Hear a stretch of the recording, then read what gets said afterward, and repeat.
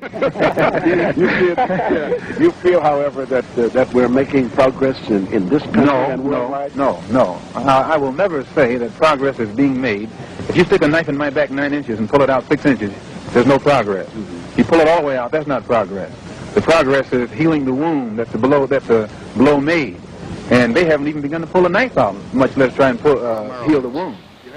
I'm about to sign into law the Civil Rights Act of 1964. I want to take this occasion to talk to you about what that law means to every American. My fellow citizens, we have come now to a time of testing. We must not fail. Let us close the springs of racial poison. Let us pray for wise and understanding hearts. Let us lay aside irrelevant differences and make our nation whole.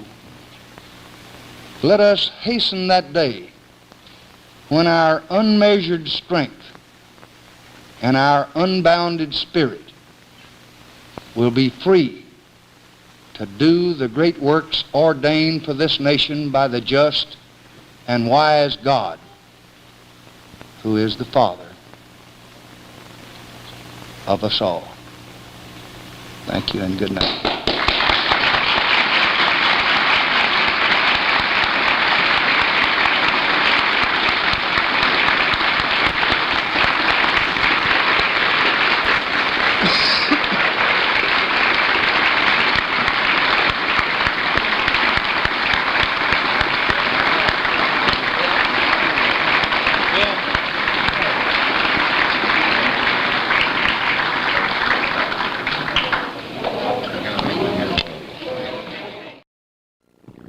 Malcolm, what is your purpose here?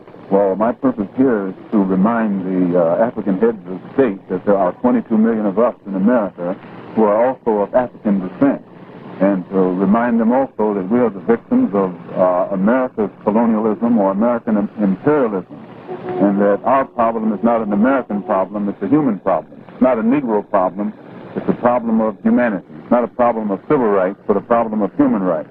And what do you hope for from this conference? Well, we hope to bring pressure upon them, or rather we hope to impress upon them the importance of their bringing pressure and world opinion upon the United States to take some meaningful effort to solve our problem in America. We want them to help us get our problem before the United Nations and charge America with violating our human rights in the same way that South Africa is charged with violating the human rights of our people in that area. And what sort of reaction have you been getting from the African leaders? Well, I've gotten a good reaction, a very sympathetic reaction, and an understanding reaction. Many of them have been misinformed by the American government into thinking that black people in America don't identify with Africa, and therefore they've restrained themselves from voicing their interest in our problem. But I've impressed upon them that our problem is their problem, as well as their problems are our problems. I think that if, like America has ever run out of Vietnam and defeated, as they should be in Vietnam, then black people over here will have to, be in a position where they can defend themselves. Because I think that aggression that's being directed against the Vietnamese people will be turned inwardly against black people in this country. See, America, in terms of where she goes and, who she controls, a whole sphere of influence is diminishing. America is fighting on about 5 or 6 different fronts right now. Latin America, like Africa, Middle East, and Vietnam, and here domestically. So I think that, given the system and given that it operates off the military-industrial complex, which means that war is profitable and that, General Steel, USS Steel must make steel for tanks to hire people, to give people jobs, so they can spend the money to buy other goods. The very fact that the system operates off that principle means that when the man comes back, when the man is run out of every country, then it will become necessary to wage war in his own country. To abandon our commitment. The Vietnam War ended Lyndon Johnson's political career, forcing him not to seek re-election. Rap Brown's prediction would bear fruit.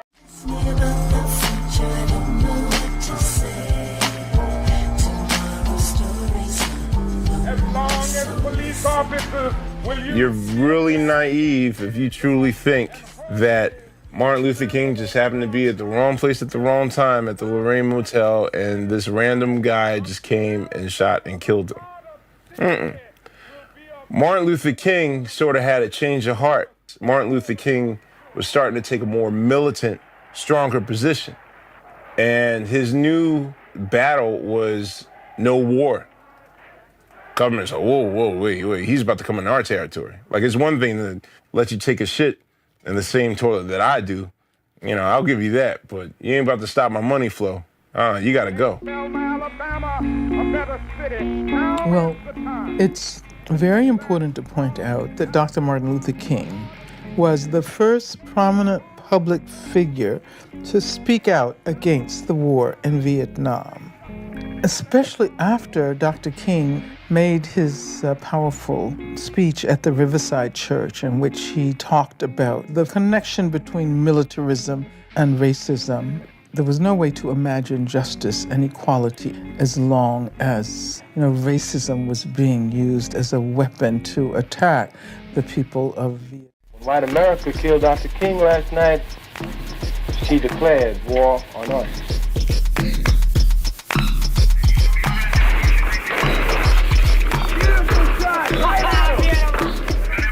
There were many sacrifices. When they say we stand on the shoulders of people, we are actually in the palm of the hands of a lot of folks because we were moved and motivated and charged up by people who had already made a commitment in the 60s to bring about change. And even though I was really on the periphery, I was on the outside looking in, I didn't know much. I knew I wanted to be a part of the Black Power movement, but I didn't know how to be a part of it. But I felt it was something necessary. No, what he did, I still could not have marched with Dr. King. I could never have been with him on any level. I did not agree with his philosophy, and I still don't agree with his philosophy. They called in the combined police forces of Berkeley, Oakland, and San Francisco, the California Highway Patrol, and 3,000 National Guardsmen. And they just went crazy. They began shooting at everything they moved. They shot about 300 people, but they only killed one person. I do agree with fighting fire with fire. I'm not going to fight fire with water necessarily. I mean, if someone charges at me, I'm going to defend myself. Dr. King was not about that, but what he did do, the exposing the demons that existed in America, that's priceless. You can't, it was a sacrifice, but he showed you, this is America. Look at this. We're nonviolent. We're singing We Shall Overcome. And they got the dogs on us. They're putting us in prison. They're beating the hell out of us. And, of course, when he was killed, I was shattered just by the fact that this man wasn't fighting with the guns and weapons that they're fighting with.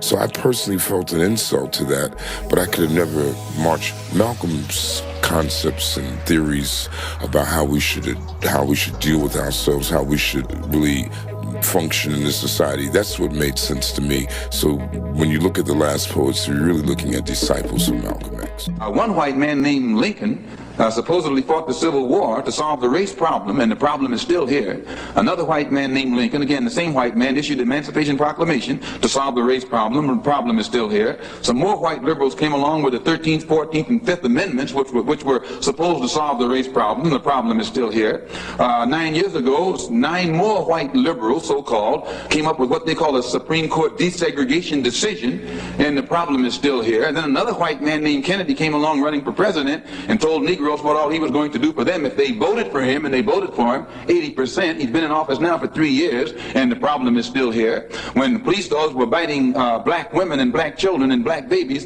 in Birmingham, Alabama, that Kennedy talked about what he couldn't do because no federal law had been violated. And as soon as the Negroes exploded and began to protect themselves and got the best of the crackers in Birmingham, then Kennedy sent for the troops. And there was he didn't have any new law when he sent for the troops when the Negroes erupted than he had at the time when whites were erupting. So we are within our rights and with justice, with justification, when we express doubt concerning the ability of the white man to solve our problem, and also when we express doubt concerning his integrity, concerning his sincerity.